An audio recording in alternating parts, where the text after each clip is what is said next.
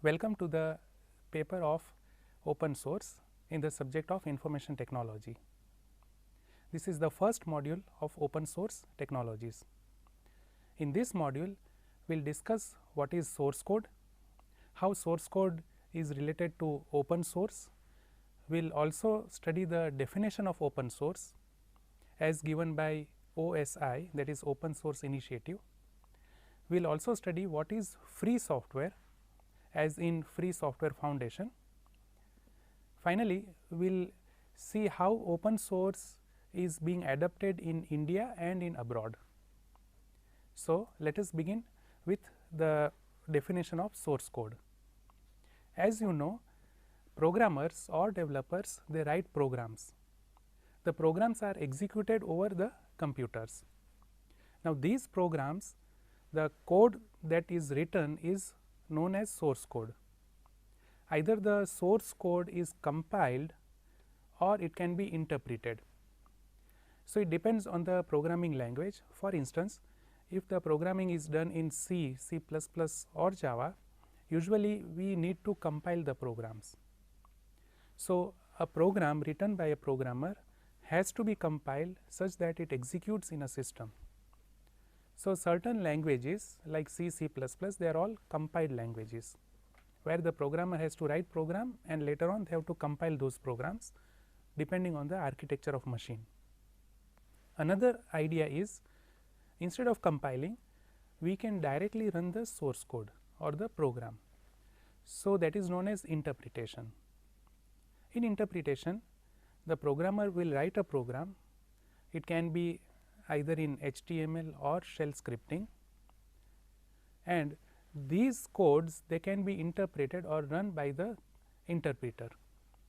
So, the best example is our web browser. It can be Mozilla Firefox, Internet Explorer, they all contain inbuilt interpreter.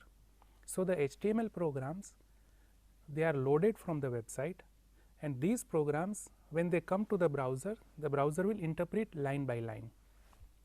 So, in case of HTML programs or scripts like JavaScript, shell scripts, there is no need of compiling those programs.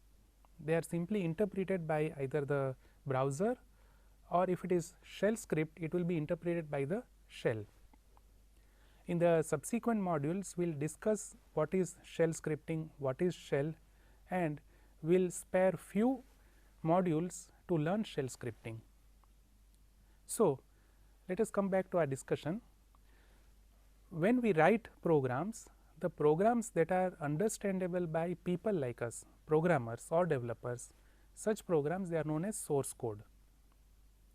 So, if I am writing a program for creating a calculator, it can be a simple arithmetic calculator with add, subtract, multiplication kind of operations. So, the program that I have written will become the source code. Once the source code is compiled, we generate object code which can be executed on the system. If it is a scripting language, we interpret those programs. Now, the question is, if I want to give my program to someone else, there can be two ways. First, I can either give the object code. It means, whatever program I have written, after compiling the program, the output of that program can be handed over to some other person. It can be known as binary code or executable code. So, I am not giving the source code to any person, I am keeping the source code with me, I am just giving the executable program. Other way is, apart from executable program, I am also giving the source code.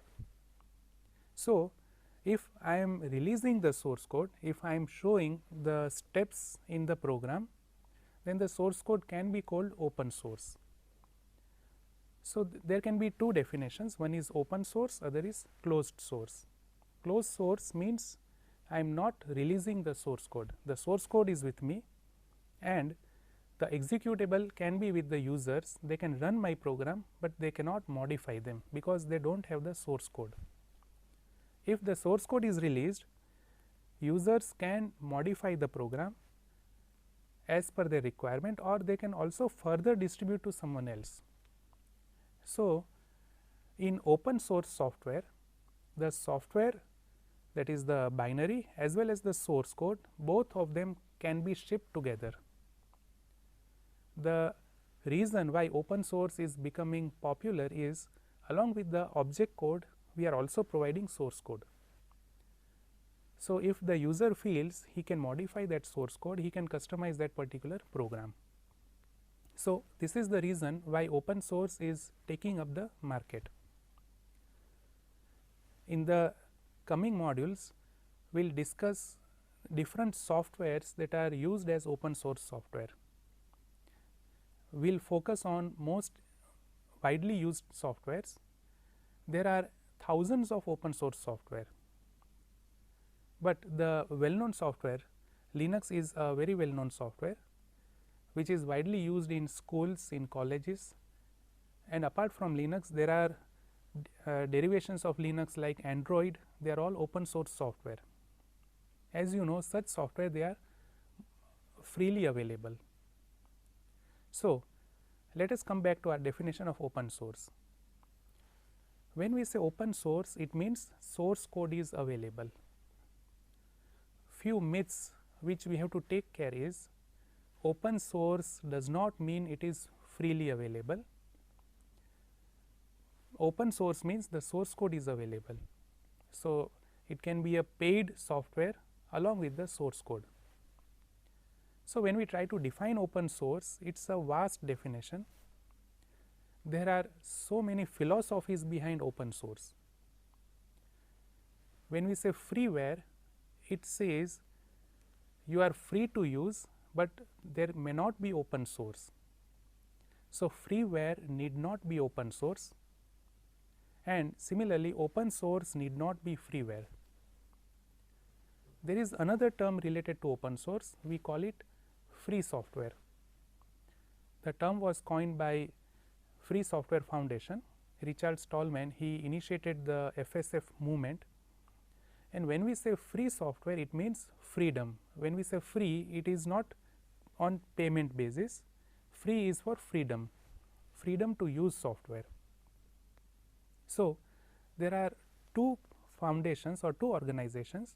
One is Open Source Initiative, they have tried to define open source software. The other is Free Software Foundation, they have their own definition of free software. The definitions are almost similar, but the philosophies are different. Open source, they insist on open source software, whereas Free Software Foundation, they insist on freedom.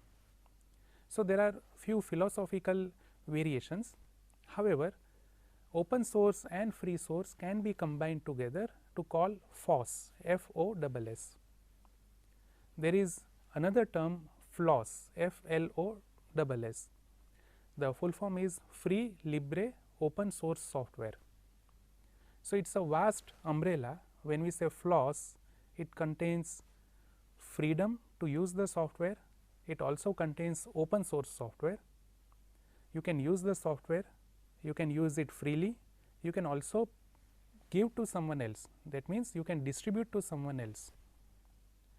So, let us begin by defining open source. Now, as I said, OSI, that is Open Source Initiative, they have their own definition. Open Source Initiative, OSI, was founded by Eric Raymond in 1998. They have tried to define open source. It is a very generic definition which includes 10 different points. So, let us begin the definition of open source point by point. Now, the first point says open source software must be free distribution and free redistribution. As in the first point, when we say free redistribution, it means the license shall not restrict any party from selling or giving away the software as a component of an aggregate software distribution containing programs from several different sources. Here there is a term license.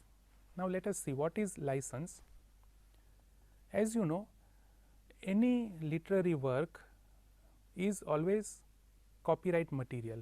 So, a student's assignment, teacher's lecture notes, they are all copyright material. Similarly, whenever a programmer writes program, he has the copyrights of that program. So, by default, whoever is the creator of a program has the copyrights of that program. Now, suppose if the program has to be given to someone else, there has to be a license. So, in open source there are lots of license. In the coming module we will see each license one by one, but when we are discussing free redistribution, it means whatever source code I have created can be redistributed freely. It means the licenses that I have can be propagated to other people. So, the first point is free redistribution. Second point is the program must include source code. So, whenever we provide a program, if it is open source program, it must include the source code and it must allow distribution in source code as well as compiled form. This means whatever software we are providing, we have to provide a compiled form as well as the source code. So, the second point of open source insists on providing the source code. The third point is derived works. This signifies that the license must allow modifications and derived works and must allow them to be distributed under the same terms as the license of the original software. So, the third definition says derived work must also contain license. Now, if I am using license A and if someone else modifies my source code, he must also use the same license if it is the derived work. When we say derived work means he has modified the actual source code. Usually licenses can be classified into two large categories. One is copyleft license, the other is permissive. When we say copyleft, it means whatever license I have used and someone who is deriving the source code, he is modifying the source code, will have to use the same license. In permissive license, it can be possible that I am using license A and the person who is using derived work may use license B. So, this is about derived works. Now, let us move to the fourth point. It says integrity of the author's code or integrity of the author's source code. This signifies the license may restrict source code from being distributed in modified form only if the license allows the distribution of patch files with the source code for the purpose of modifying the program at build time. So, when you are distributing the source code, if there is a patch file, it can modify your source code. Usually source code or open source software, they are being developed in incremental form. So, there will be version 1, 1.1, 1.2 and so on. There might be requirement of patch files in the intermediate versions. So, the fourth point insists on this patch files and it says the integrity of the author's source code must be there. The fifth point is there must be no discrimination against persons or groups. So, as per this point, the license must not discriminate against any person or group of persons. Let us take an example. When we talk about fifth point, I cannot say that this source code will be used only by the students or it will be used only by the management faculties. If I am providing open source, it has to be made available to each and every person. We cannot discriminate who is going to use, who is not going to use that software. The next point, that is the sixth point, is no discrimination against fields of endeavor. So, it says the license must not restrict anyone from making use of the program in a specific field of endeavor. So, as per this point, the software must not be restricted only for business purpose or only for scientific research purpose. If it is open source, it can be used by any person and any firm, any businesses. The seventh point says distribution of license. So, the focus of seventh point is on licenses. It says the rights attached to the program must apply to all to whom the program is redistributed without the need for execution of any additional license by those parties. So, if there is a license to a program, when we say source code, it can be set of programs. If there is an application, the license must be applied to the entire application, and the person or the group whoever is using that license. So, the group whoever is using the license, they can use a single license for the entire software. They can redistribute the software with using the same license. There is no need of using additional licenses. The next point is, that is the 8th point, it indicates license must not be specific to a product. So, according to this point, the rights attached to the program must not depend on the programs being part of a particular software distribution. So, the license and product can be independent. According to this point, any license cannot be said that it is only for a particular XYZ product. Licenses can be applied to any product.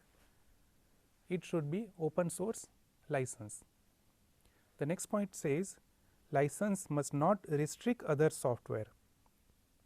So, the license must not place restrictions on other software that is distributed along with the licensed software.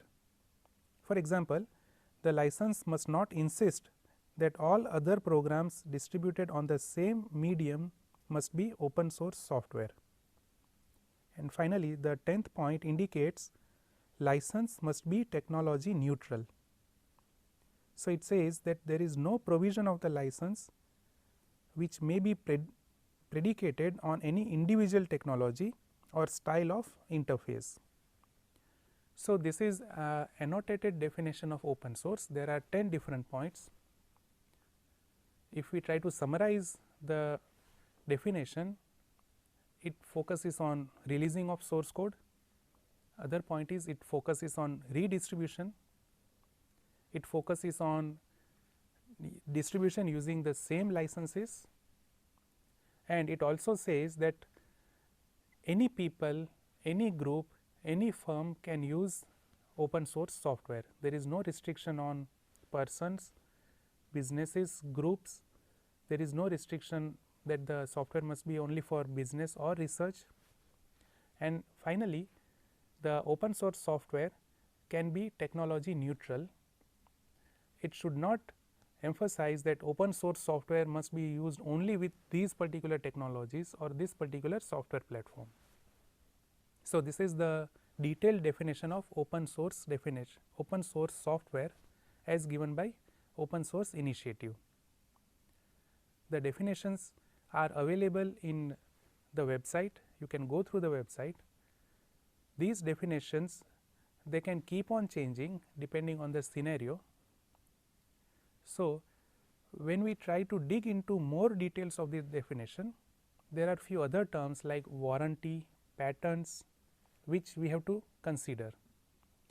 So, there are set of licenses. Few licenses may not consider warranty, few licenses may not consider patents. So, in the extra reading notes, I have given a list of licenses and different links for each and every license.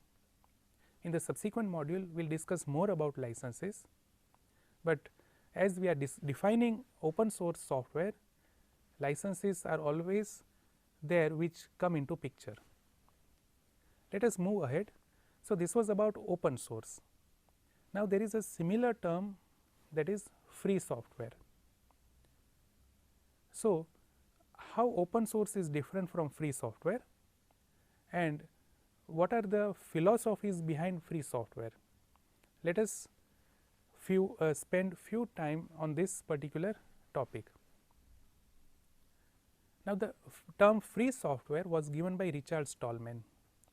Richard Stallman, he started an initiative somewhere in 1983 and he registered an organization, Free Software Foundation, somewhere in 1985. He insisted that whatever software was being provided must be free. Free means freedom. The Hindi word for freedom is mukta. This is the exact word of freedom. So, the software must be mukta, M-U-K-T. When we say free, it does not means it must be chargeable or non-chargeable, but when we say free, free is for freedom. There is a similar term libre used in Spanish. So, different countries they have their own terminology. Free can be libre, it can be mukta if it is India. So, the philosophy behind Free Software Foundation, there are 4 points which come into picture. So, there are 4 different freedoms when we are using free software. The freedom number 0, that is the first freedom, indicates freedom to run the program as you wish for any purpose. Second freedom is the freedom to study how the program works and change it so it does your computing as you wish. So, this indicates that access to the source code is a precondition for freedom number 2. The third freedom indicates freedom to redistribute copies so you can help others.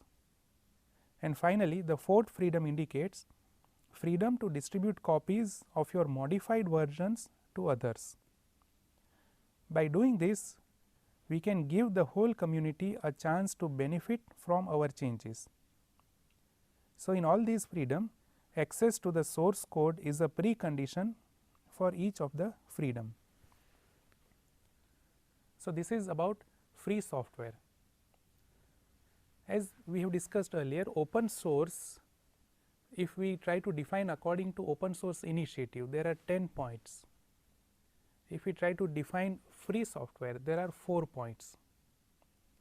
Most of the time open source software, they are free software, but it may not be true always. Open source software can be provided on commercial basis as well. So, let us study few software. Let us try to classify whether it is open source, whether it is a proprietary or a commercial software. The most widely used software is Microsoft Windows. Microsoft Windows, it is a proprietary software.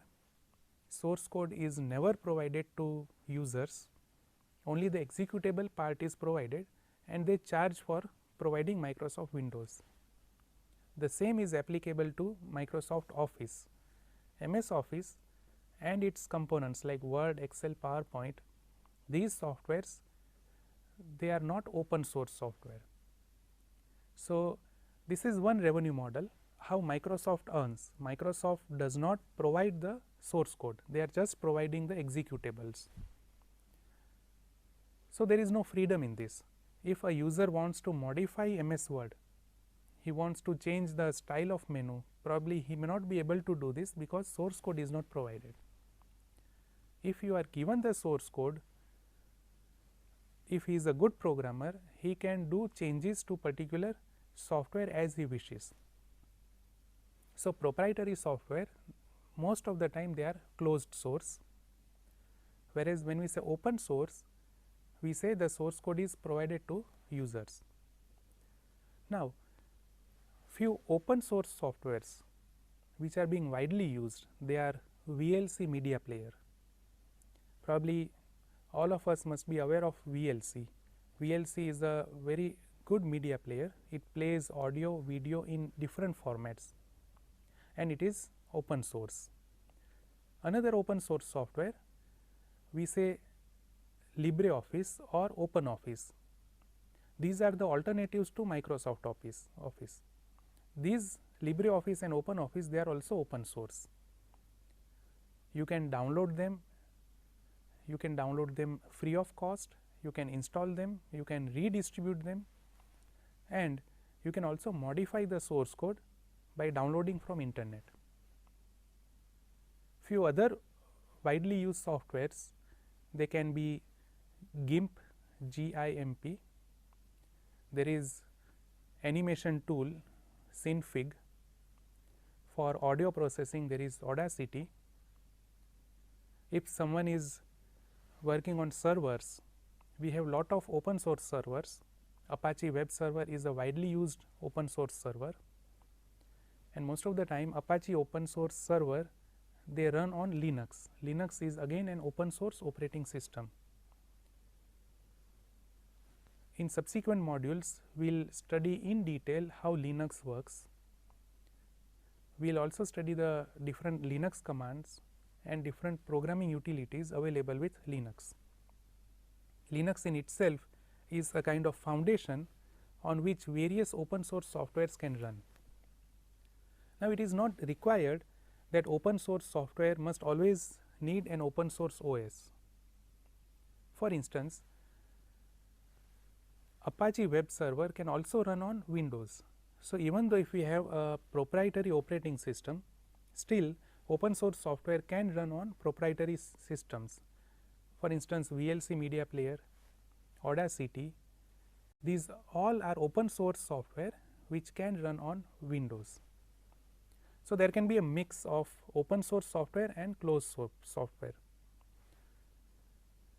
Open source can run on closed source, and closed source can also run on open source software. For instance, we can install some closed source software on Linux also. One software which is widely used is Acrobat Reader. Now, Acrobat Reader is not open source. Acrobat Reader, they are not providing us the source code, but the software is freely available. So, we can say Acrobat Reader is a freeware. When we say freeware, it means we do not pay to get that software. You can download it freely, you can install it, and it will start working, but you won't get the source code of Acrobat Reader. So, this is a very good example where the software is freely available, but the source code is not available. Few other terms, when we say freeware, there is also something like shareware, trialware. So, usually shareware and trialware, they are all commercial software. They give you the software for some limited amount of time, or maybe some restricted features will be available. You can use that software, you can evaluate that software, and if you feel, you can purchase those software. So, the model behind shareware and trialware is you experiment with a software. If you are comfortable, you can purchase the entire software. Whereas freeware, they are free to use, but at some point they may not provide source code, or if it is a free software, you will get the software freely and you will also get the source code. So, these are the various categories of different software available. Now, one question will come in our mind: what is the revenue model behind open source? As in Microsoft, it is very clear that Microsoft is selling their product. They are not providing us with open source, or they are not providing us the source code. So, it is very clear that Microsoft earns lot of revenue by selling their software, but what about open source? Now, open source software, they have their own revenue model. In most of the cases, open source software, they provide support services, and that is how revenue can be generated. Let us take an example. Red Hat Linux, it is open source, but if some organization installs Red Hat Linux and they want support, means help, then they have to pay to Red Hat Enterprise. So, the company will provide them with the source code, and they will also provide services. So, if something goes wrong, if there is some problem, the company is there to solve their problem, for which they charge some amount.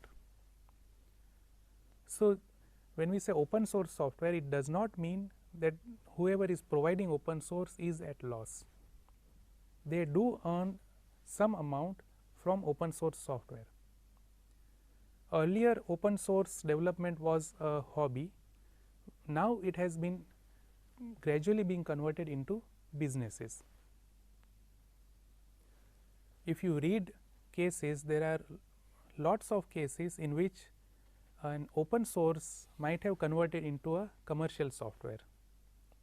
In some cases, commercial software might have converted into open source. A very good case that I would like to refer is MySQL. MySQL was an open source software, which is now become a commercial software. If you go through the case studies, there are a lot of case studies available. The first case was of Netscape Navigator. It was a browser which started the movement of open source. So, as of now, what we are using is Firefox. The roots of Mozilla Firefox, they lie in Netscape Navigator. So, I hope the case studies will be interesting to go through different case studies. Those who appreciate history, they can start from 60s, 70s, how hardwares were developed, how software was provided, and gradually how the open source and free software movement started. In the references, I have provided few references. You can go through the reading notes. You can refer those books. They are the classical textbooks of open source and free software. Most of the books can be downloaded from internet. I have provided links to certain books. You can download them. They are free to download and free to use. Another question that comes in a person's mind is, when we talk about open source, what are the benefits of using open source? There are a lot of benefits, but to summarize, we can concentrate on 3-4 different benefits. First is freedom. You can use the software anywhere, anytime, on any system. When we say freedom, we can compare with commercial software. For instance, if I am buying a commercial software, I can install only on my system. I cannot install on someone else's system, because the license won't allow me to do that. If the software is in my name, I cannot install this software in someone else's computer. Even I cannot install on my friend's system. Whereas in open source, we have complete freedom. If it is free software, we have a lot of freedom. You can install it on any system. You can again modify and install it on any system. You can get it freely, and you can also sell those software. So, that is the freedom we are discussing. Other good benefit is there is no lock-in.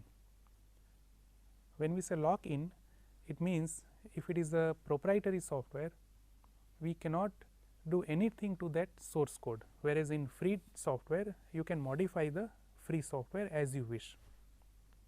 Third benefit is security. In most of the cases, it has been observed that open source software are more secure, because lot of people, they are working on a particular project.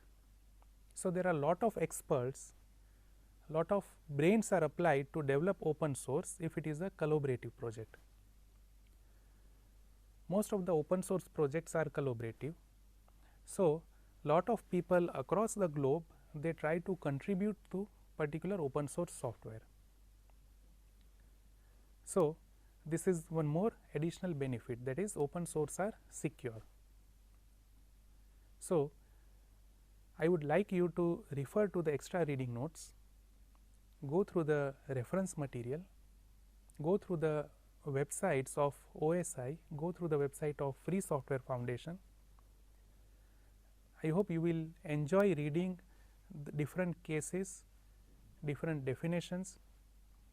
There are lot of arguments, because the philosophies are different.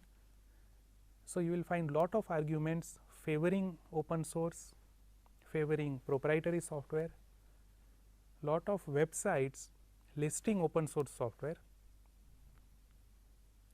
and a study of 1 hour will be quite sufficient to go through different open source software. A curious learner may go through n number of websites. You will come across thousands of open source if you spend time. So, this is about open source software. Now, let us take the scenario of India, where we are in terms of open source. When we talk about government of India, the government of India, they have set up their own policy of adoption of open source software. So, each government department, they have to maintain particular policy to adopt open source software. State governments are gradually picking up open source movement. So, most of the state governments, they are looking forward to develop their projects in open source. The main reason is, instead of using proprietary software, if they use open source, there are very less licensing issues, because in proprietary software, software can be used by say 10 people, 100 people. For each additional person, you have to pay to particular company, whereas in open source, there are no such licensing issues, n number of people can use open source product. So, most of the state governments, gradually they are moving on to open source software, or at least they are building systems which use open source technologies. When we come to education, there are lot of boards, that is 10th, 12th standard, who have adopted open source. Ubuntu is a very famous software which is being used at various school levels. It is also being used in higher education. Surprisingly, higher education institutes like IITs and many other universities, they are now running open source clubs.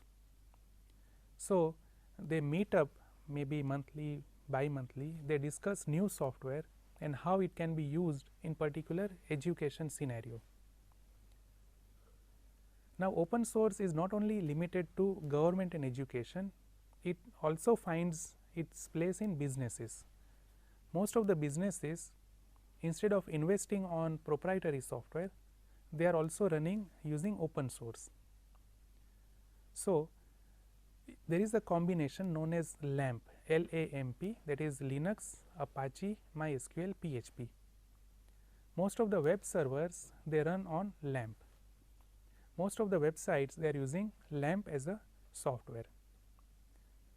So, you can again go through various websites, you can go through initiatives that are taken in open source area. So, I hope you enjoyed this discussion.